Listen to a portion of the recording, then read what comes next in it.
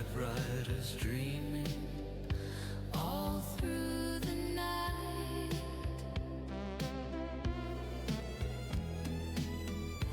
A smiling sun hangs on a cardboard sky, where the future got lost but never learned to die.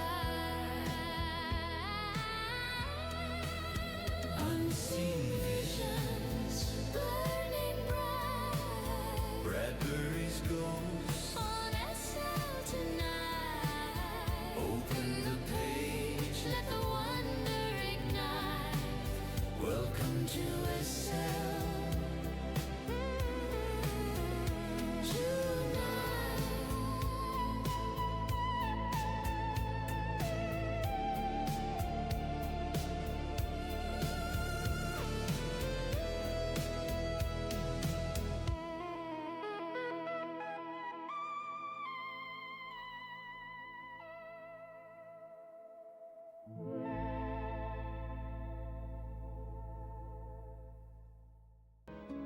Somewhere in a room crammed with rockets that never launched, clocks that run backward, and typewriters that dream, one man still dares to imagine what tomorrow forgot.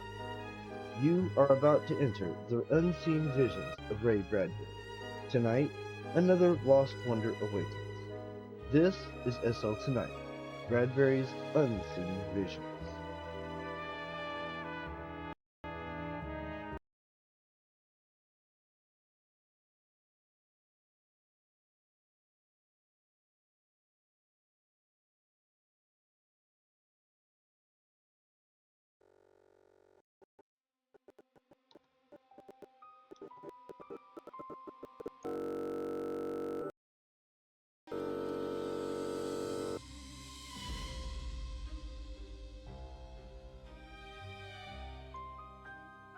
Good evening, exiles of the Red Planet, and welcome to SL Tonight, live here at Almost Wonderland, where we welcome the stranger and Ray Bradbury's masterpiece, The Illustrated Man. I'm Felix Levesky, your host for Bradbury's Unseen Visions, The Illustrated Man's Hidden Tales, a series that strips away the familiar to reveal the raw, prophetic heart of this 1951 collection. Ray Bradbury, the dreamer who feared illness but loved healing tales, was 31 when he wrote these stories, typing in a UCLA library while Marguerite worked in her daughter's slept. The Visitor came from his dread of disease, a tale of dying men on Mars visited by a healer who brings hope and horror. Written in 1951, it sprang from Bradbury's folk love for Burroughs' Mars and his own health anxieties, inspired by his son's early illnesses. Behind the scenes, Doubleday paid him $750 for the book, but Bradbury refused Hollywood cash to keep his visions pure. The story, often overlooked, is Bradbury at his most compassionate. Mars as a leper colony, the Visitor a messiah or monster. It's a window into what drove him, the fear that salvation comes at a cost, a theme that echoed his 1960s support for civil rights, seeing the Visitor as the outsider, bringing change. Let's meet this Martian stranger.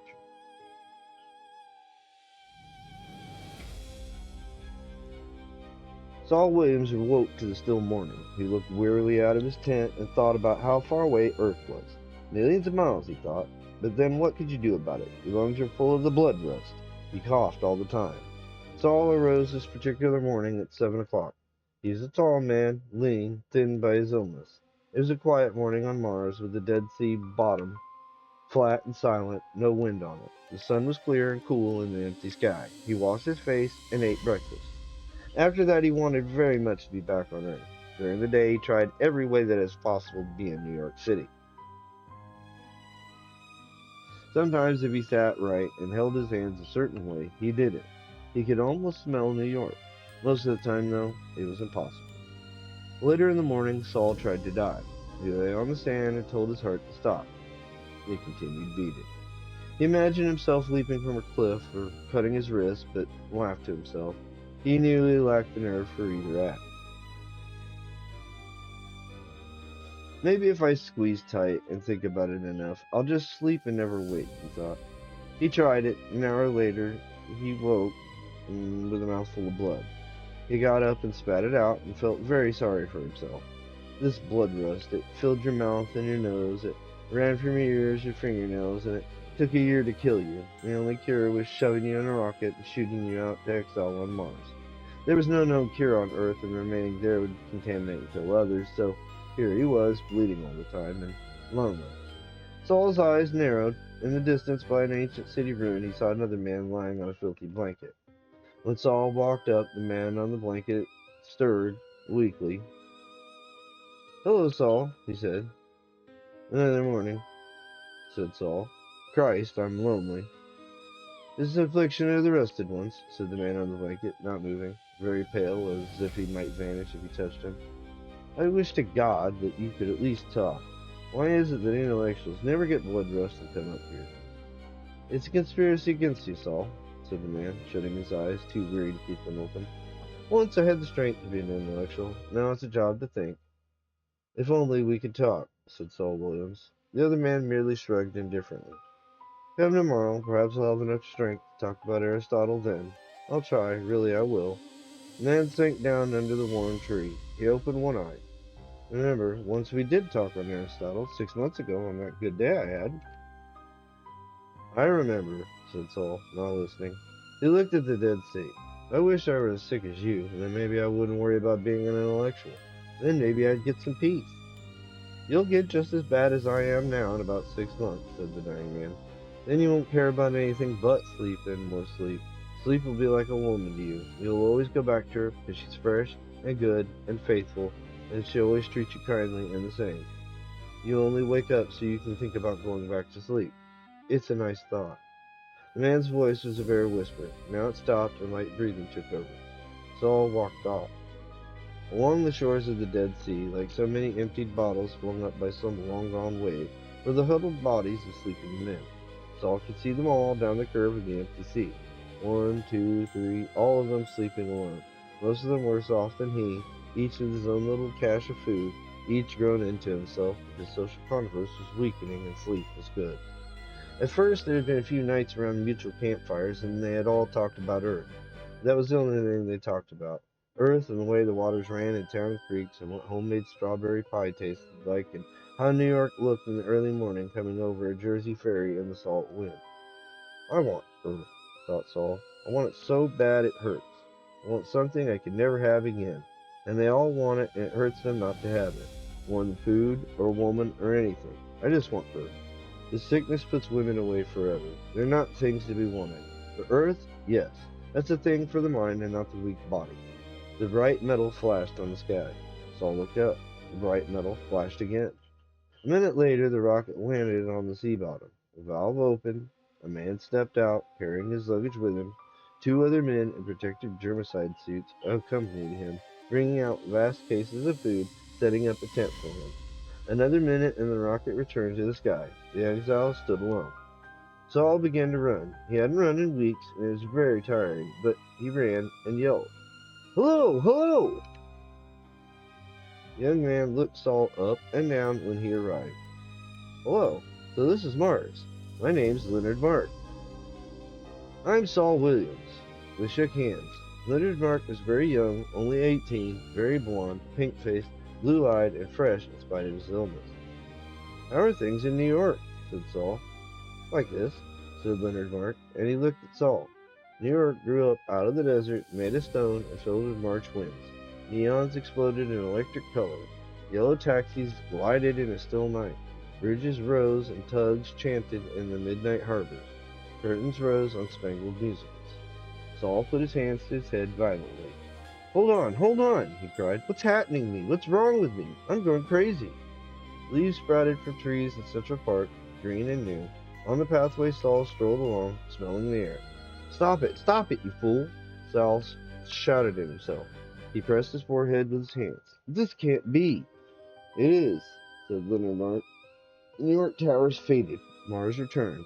Saul stood on the empty sea bottom, staring limply at the newcomer. "You," he said, putting his hand out to Leonard Mark. "You did it. You did it with your mind."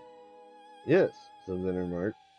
Silently they stood facing each other. Finally, trembling, Saul seized the other's exile's hand and wrung it again and again, saying, "Oh, but I'm glad you're here. You can't know how glad I am." They drank their rich brown coffee from the tin cups. It was high noon. They'd been talking all through the warm morning time. "Invisibility of yours," said Saul over his cup, looking steadily at the young Leonard Mark. "It's just something I was born with," said Mark, looking into his drink. "My mother was in the blow-up of London back in '57. I was born 10 months later. I don't know what you'd call my abilities. Telepathy and thought transference, I suppose. I used to have an act. I traveled all around the world. Leonard Mark, mental marvel, they'd said on the billboards. I was pretty well off. Most people thought I was a charlatan. You know what people think of theatrical folks. Only I knew I was real genuine, but I didn't let anyone know. I was safer not to let it get around too much. Oh, few of my close friends knew about my real ability. I had a lot of talents that would come in handy now that I'm here on Mars." "You sure scared the hell out of me," said Saul, with his cup ridging in his hands. "When New York came right up out of the ground that way, I thought I was insane." "It's a form of hypnotism which affects all the central organs at once. Eyes, ears, nose, mouth, skin, all of them. What would you like to be doing most of all?" Saul put down his cup. He tried to hold his hands very steady. He lit his lips. "I'd like to be in a little creek. I used to swim in Millentown, Illinois when I was a kid. I'd like to be stark naked and swimming." "Well," said Leonard Mark, and moved his head ever so little. Saul fell back on the sand, his eyes shut. Leonard Mark sat watching him. Saul lay on the sand. From time to time his hands moved, twitched excitedly. His mouth spasmed open, sounds issued from his tightening and relaxing throat. Saul began to make slow movements of his arms, out and back, gasping with his head to one side, his arms going and coming slowly on the warm air, stirring the yellow under him, and body turning slowly over. Leonard Mark quickly finished his coffee.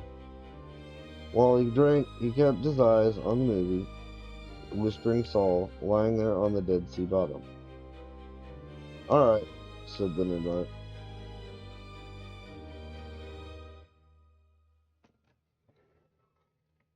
Saul sat up, rubbing his face. After a moment, he told Leonard Mark, "I saw the creek. I ran along the bank and I took off my clothes," he said breathlessly, his eyes incredulous. "And I dived in and swam around." "I'm pleased," said Leonard Mark. "Here." Saul reached in his pocket and drew forth his last bar of chocolate. "This is for you." "What's this?" Leonard Mark looked at the gift. "Chocolate? Nonsense. I'm not doing this for pay. I'm doing it because it makes you happy. Put that thing back in your pocket before I turn it into a rattlesnake and it bites you." "Thank you, thank you." Saul put it away. "You don't know how good that water was." He fetched the coffee pot. "More?" Pouring the coffee, Saul shut his eyes a moment. "I've got Socrates here," he thought. "Socrates and Plato, and Nietzsche and Schopenhauer. This man, by his talk, is a genius. By his talent, he's incredible. Think of the long, easy days and the cool nights of talk we'll have. It won't be a bad year at all. Not half." He spilled the coffee. "What's wrong?" "Nothing."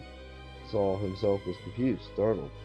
"We'll be in Greece," he thought. "In Athens. We'll be in Rome. If we want, when we study the Roman writers, we'll stand in the Parthenon and the Acropolis. It won't be just talk, but it'll be a place to be. Besides, this man can do it. He has the power to do it.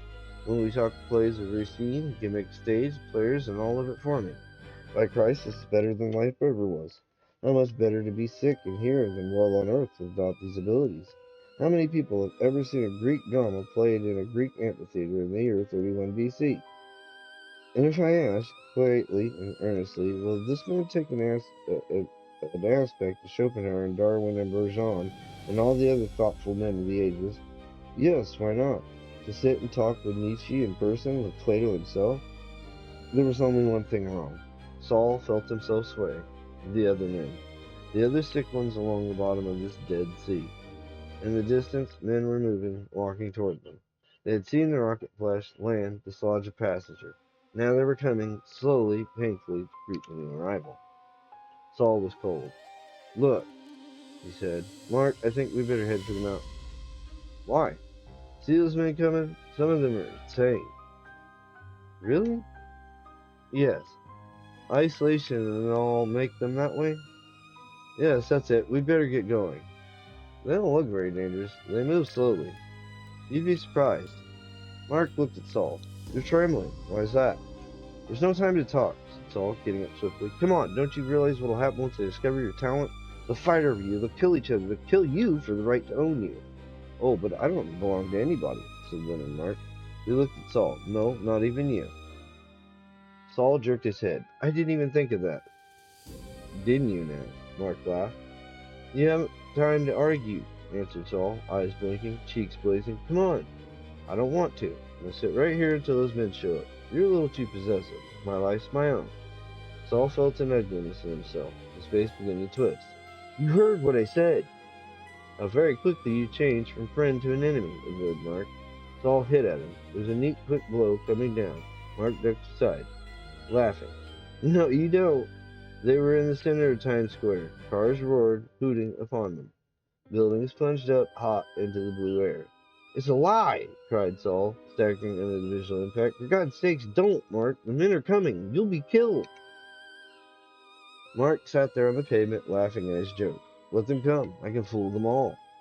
New York distracted Saul. It was meant to distract, meant to keep his attention with its unholy beauty.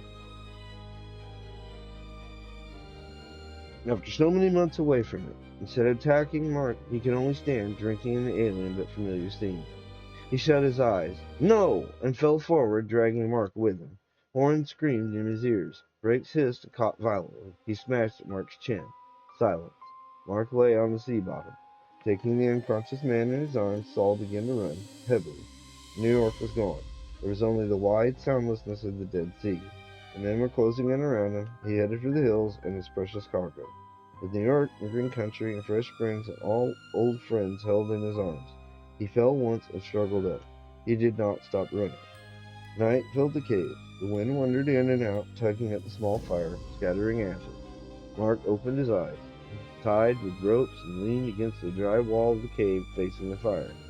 Saul put another stick on the fire, glancing now and again with cat-like nervousness at the cave entrance.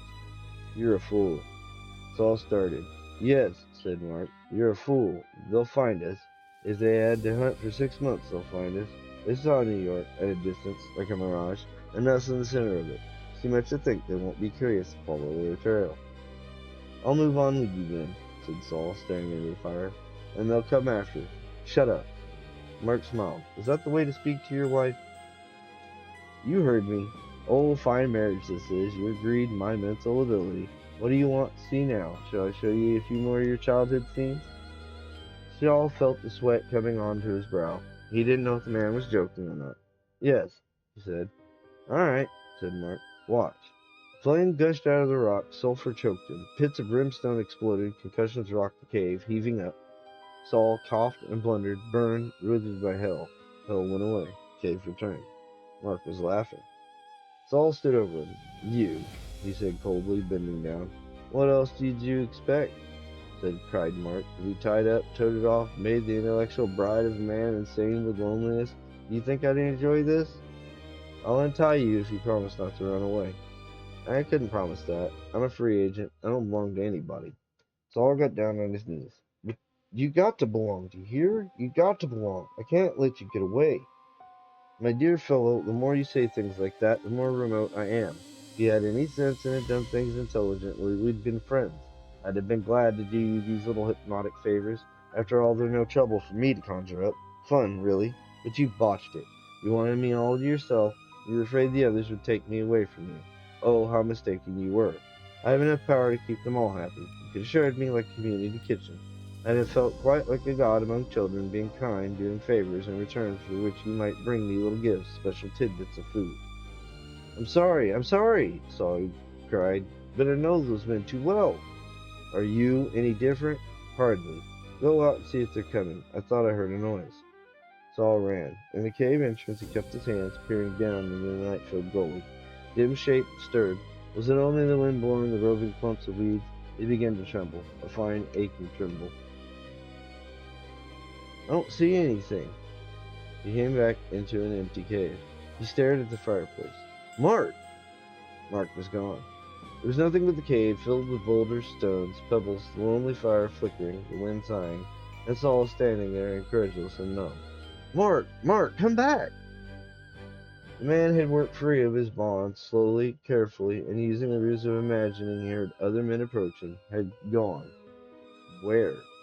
The cave was deep, but ended in a blank wall, and Mark could not have slipped past him into the night. How then?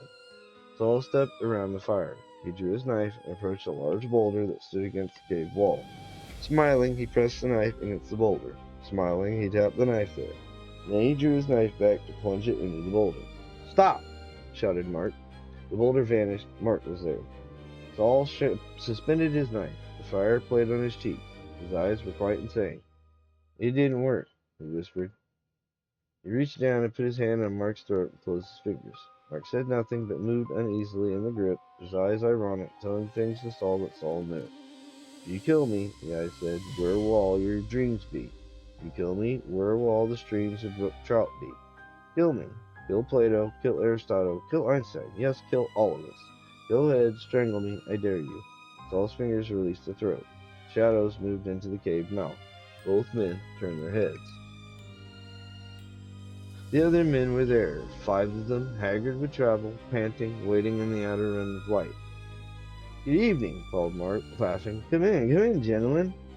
By dawn, the arguments of ferocity still continued. Mark sat among the glaring men, rubbing his wrist, newly released from his bonds. He created a mahogany-paneled conference hall and a marble table at which they all sat, ridiculously bearded, evil-smelling, sweating, greedy men, eyes bent upon their treasure.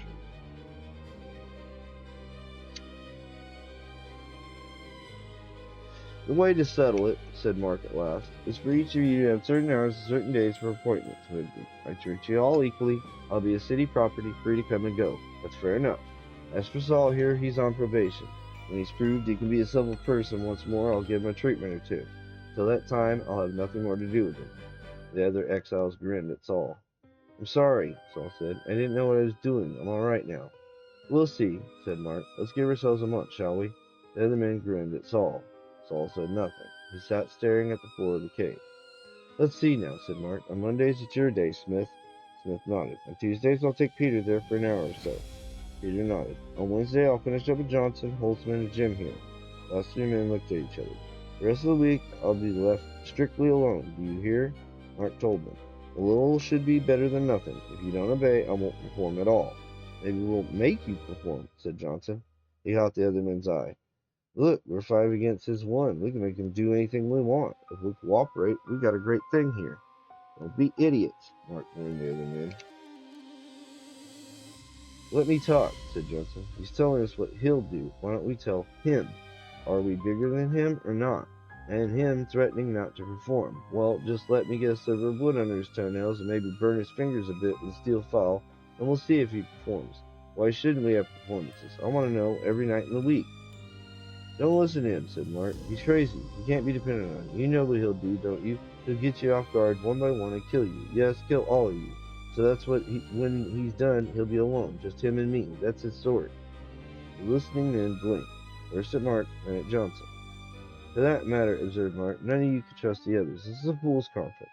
The minute your back is turned, one of the other men will murder you. I dare say at the week's end you'll all be dead or dying." The cold wind blew in the mahogany room. The image dissolved and became a cave once more. Mark was tired of his joke. The marble table splashed and rained and evaporated. The men gazed suspiciously at each other with little bright animal eyes. What was spoken was true. They saw each other in days to come, surprising one another, killing, until at last lucky one remained to enjoy the intellectual treasure that walked among them.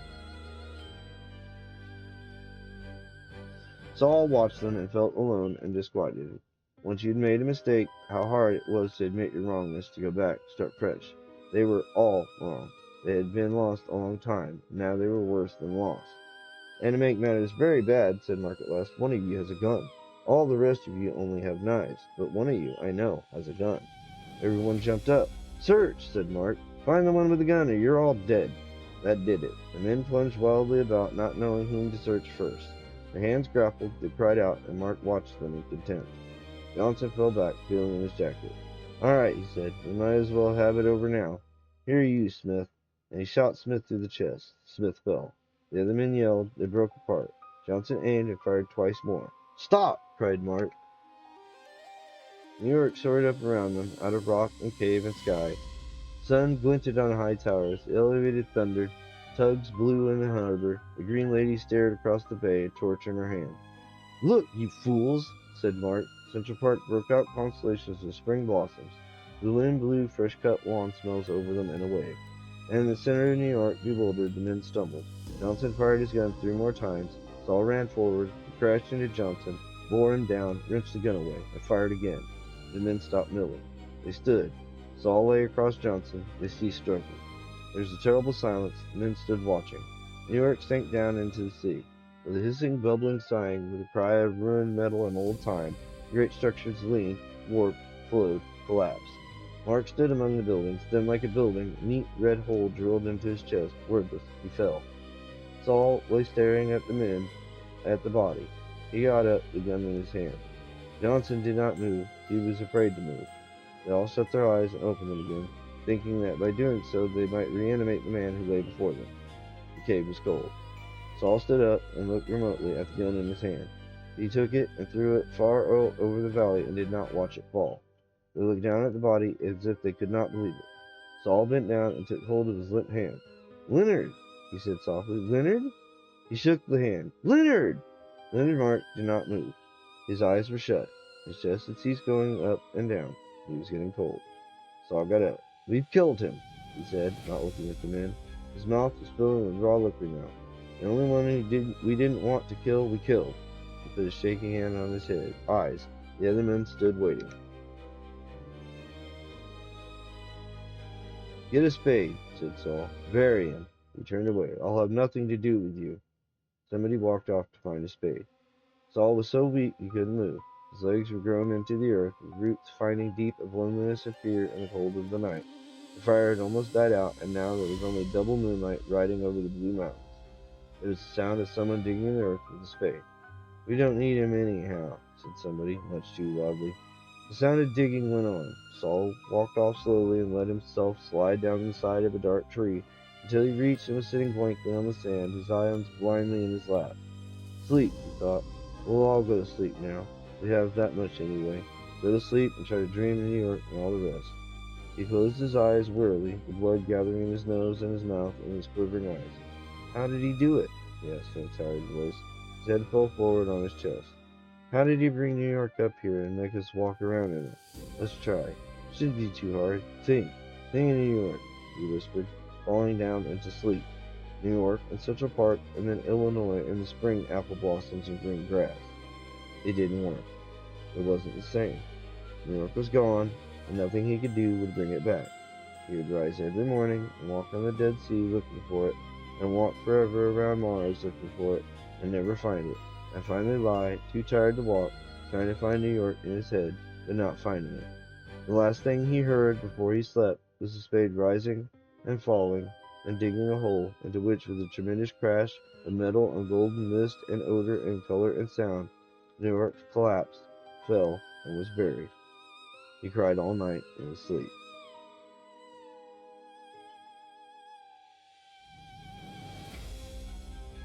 That was The Visitor, the story that heals and hurts from Ray Bradbury's compassion for the sick. In 1951, Bradbury was 31, living in Venice, California, typing with Marguerite, work, his son's early illnesses making him ponder cures and costs. They lampooned his career, pulp Mars adventures turned tragic, his pulp roots maturing and his critiques agreed. Writing this in 1951, he drew from Burroughs and his carnival love for miracle men, aiming to show how desperation destroys miracles. Behind the scenes, Doubleday paid him $750 for the book, a fortune then, but Bradbury refused Hollywood cash to keep his business pure. It's a window into what drove him, the fear that salvation comes at a cost, a theme that deepens with civil rights struggles in the 1960s. Bradbury's stories of outsiders paralleled the movement's fight for acceptance. Ray Bradbury, the visionary behind The Visitor, turned a healer into a martyr for our sins. The story asks, can we accept salvation without destroying it? Join us next time at SL Tonight, here at Almost Wonderland, as we keep unearthing Bradbury's unseen visions. Like, subscribe, and good night.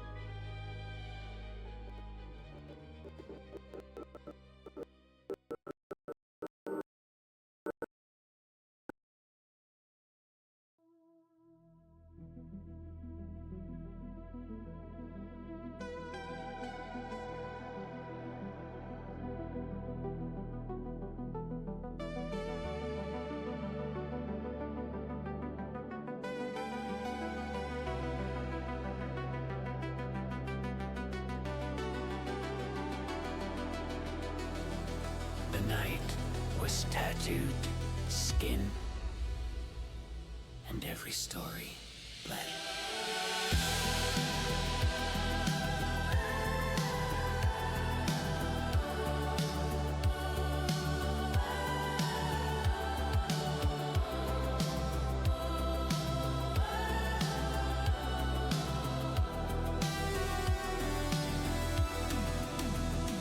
We stood in the African veldt where lions fed on sun bleached bone. Heard the children call us home while nursery walls burned alone. Flew the silver rocket fire to a Venus drowned in endless rain. Watch the sun come out 1 hour, then never shine again. 0 hour came at 7. The invasion no one heard. Marionettes it took the parents while the kids never said a word.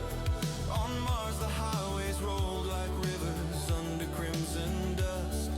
The last Earth rocket left us ghost in a world that turned to rust. These are the illustrated man's tales, ink that moves when the moonlight fails. From kaleidoscope eyes to the long cold years, every tattoo is a memory, every memory a tear. We saw the city wait 1,000,000 years for men who never came. Felt the concrete, remember every footstep, every name.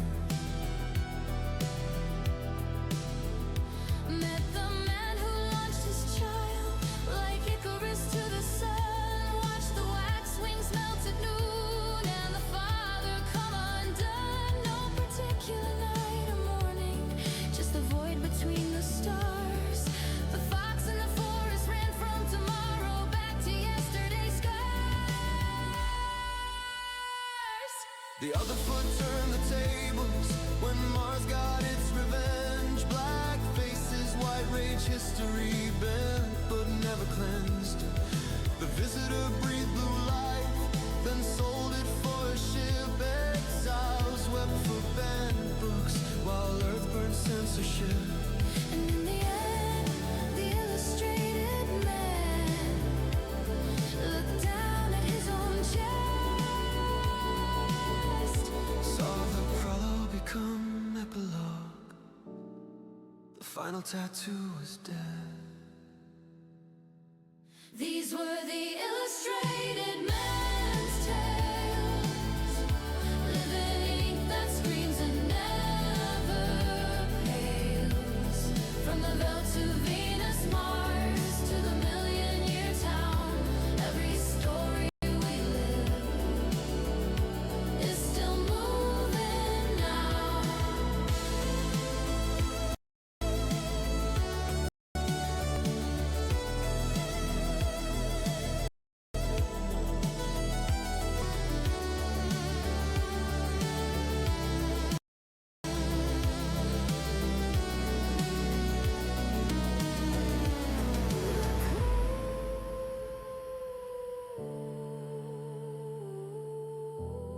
Look close, the pictures are still moving.